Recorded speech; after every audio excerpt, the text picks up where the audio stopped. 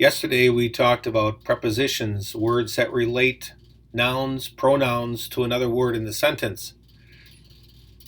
The words commonly used as prepositions were being identified in our sentences. We were underlining the words that were prepositions in the sentence. And I'd like to take a couple of minutes and review what we talked about yesterday concerning these words. In sentence number 5, you identified the word since. In sentence number 6, you identified the word under. In sentence number 7, without is a preposition. In sentence number 8, between is a preposition. In sentence number 9, until. In sentence number 10, inside is the preposition. So these words don't just stand by themselves, and that's the point, the objective of our lesson for today. Now what we want to do is take a look at these words, and we want to take the other words that go along with them that are called prepositional phrases. So, definition. A prepositional phrase is a group of words that begins with a preposition and ends with a noun or pronoun. Again, the key is ends with a noun or a pronoun, and we call this the object of the preposition. We're going to have 2 steps. First of all, we're going to do what we did yesterday. We're going to look at the preposition that is in the sentence. The Adirondack Mountains are in New York. The preposition is in. And now we can ask ourselves the question, what is in what, or is in where? In northern New York. When we add the words northern New York to the preposition in, we call it a prepositional phrase. So every preposition is going to be part of a prepositional phrase. If there's a preposition in the sentence, the preposition is going to have an object. Second example, I will mark the map for you. The preposition is for, and the object is you. For what? For you. In our definition up above, we said that it could end with a noun or a pronoun. Later on this year, we're going to study in more detail about these words, but in the past, you've studied the difference between nouns and pronouns, and I don't think we're going to have real difficulty trying to identify these words that come at the end as either being a noun or a pronoun.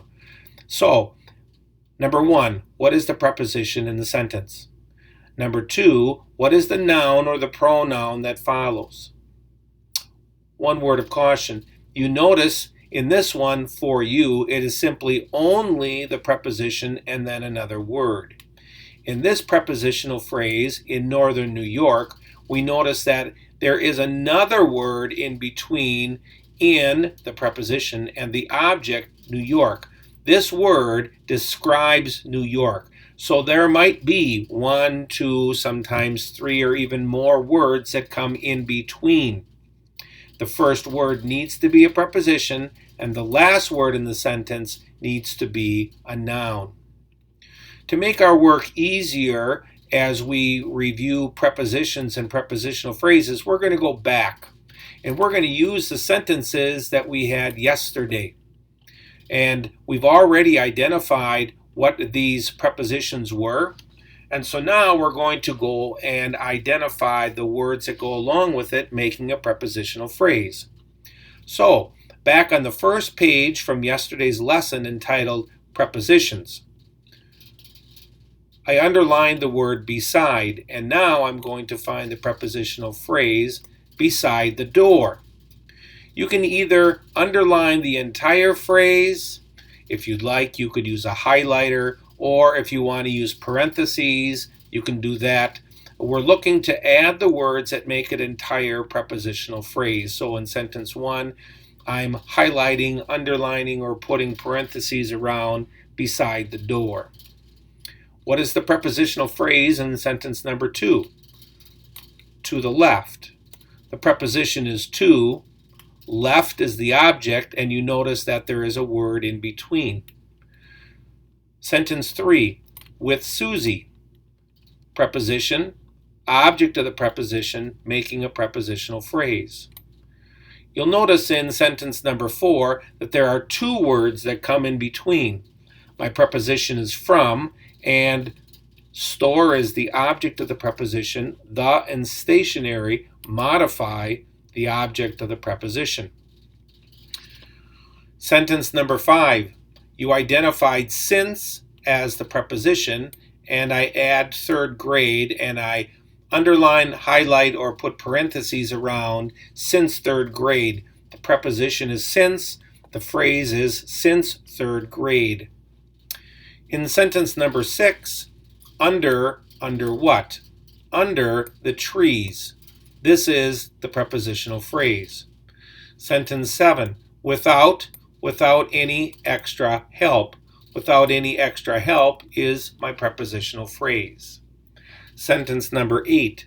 This one is a little different. Let's look carefully. This is different than any sentence that had a prepositional phrase in that we've seen so far. Do you notice that the word and is found in between the preposition and the end of the sentence? There are actually two objects in the sentence. Between what? Powder. Between what? Pepper. Between the onion powder and the pepper. So in this case, I need to take all of these words between the onion powder and the pepper. Compound object, and we'll talk more about those later. Number 9, I can stay only until 8 o'clock. Until is the preposition, and then 8 o'clock. I found my homework inside my social studies book, and again in this sentence you'll notice that my and social and studies modify the object, the kind of book. Inside what book? Inside my social studies book is the prepositional phrase. Once again, my goal for today is to take a look at the definition of what is a prepositional phrase, okay? A prepositional phrase has to begin with a preposition, and it must end with a noun or a pronoun. For my assignment for tomorrow, I'm going to use the sentences that I already used in yesterday's assignment. Now, we've worked through sentences 1 through 10. What I want you to continue to do is to take a look at the preposition that you identified yesterday, and then after you do that, take the object that goes along with it and highlight, underline, or put parentheses around the entire prepositional phrase.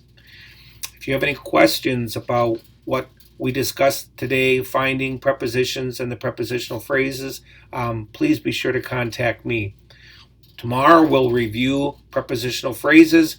We'll take a look at some additional sentences, and then we'll talk about how we're going to review and wrap this up this week. Have a great day.